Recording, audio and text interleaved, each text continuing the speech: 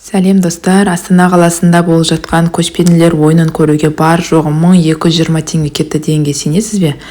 Ендеше соңына дейін қараңыз. Бір күн алдын біз осы сайт арқылы билетті алып алдық. Одан кейін қызым екеуміз таң ата автобуспен болатын жерге ипподромға дейін бардық. Автобустар өте көп, бірақ та адамдар да жетерлік.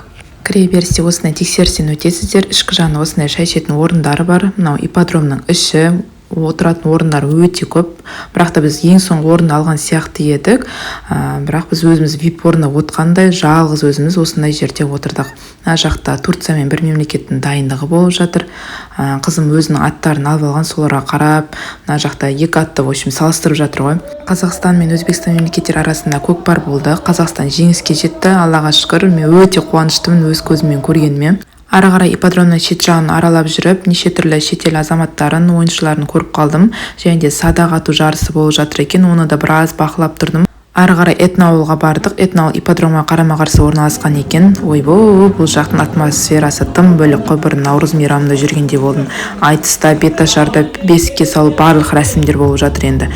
Қызымна түйе аттарды көріп мәз болып қалды.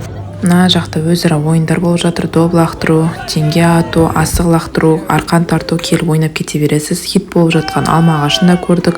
Беташарға тап болдық, шашу жинап, суретке түсіп, билеп, эмоция деген зашкаливает қой.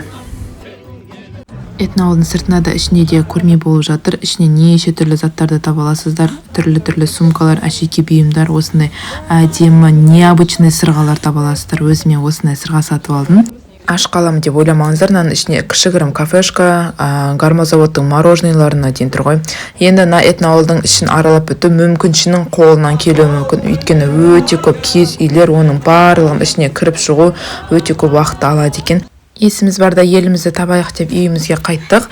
Тегін автобустар алауға дейін қатынап жатыр екен. Солай үйге дейін жетіп алдық. Сонымен көкпарды көруге 1000 теңге, Этноауылға кіру тегін, автобустың құны 110 теңгеден 220 теңге кетті. Ойынның бітуіне аз ғана күндер қалды. Сіздер де мүмкіндікті жіберіп алмай барып көрсеңіздер болады.